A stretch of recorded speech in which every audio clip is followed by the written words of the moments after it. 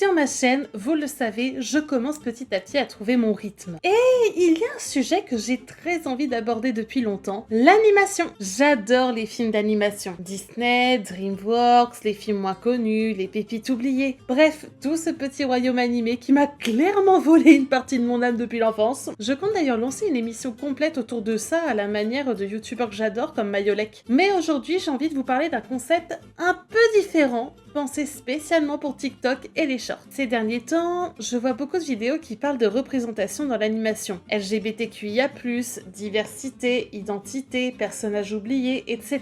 Et je trouve ça vraiment passionnant. Mais je me suis rendu compte que le sujet sur lequel je pouvais vraiment apporter quelque chose, c'était plutôt celui-ci. La représentation du handicap et de la neurodivergence dans l'animation. Pourquoi ? Parce qu'en tant qu'AESH, c'est un sujet que je côtoie tous les jours. Et récemment, après avoir vu un épisode de The Proud Family, Louder and Prouder, autour du spectre autistique, je me suis dit, en fait, il y a vraiment quelque chose à creuser. Comment l'animation représente-t-elle ces personnages ? Est-ce que c'est juste ? Est-ce que c'est maladroit ? Est-ce que ça aide à mieux comprendre certaines réalités ? Ou est-ce que ça tombe parfois un peu trop dans le cliché ? Le but ne sera pas de poser des diagnostics sur des personnages, mais plutôt d'analyser la manière dont les œuvres parlent du handicap, de la différence, de l'inclusion et du regard des autres. Et peut-être que ça pourra vous apporter un autre point de vue. Un regard de spectateur, certes, mais aussi un regard d'une personne qui accompagne des enfants dans cette situation au quotidien. Je pense lancer une émission en format vertical autour de ce thème. Si vous avez des films, séries ou épisodes d'animation qui abordent le handicap, la neurodivergence, la différence ou l'inclusion, mettez-les en commentaire. Je suis très curieuse de découvrir vos suggestions. Et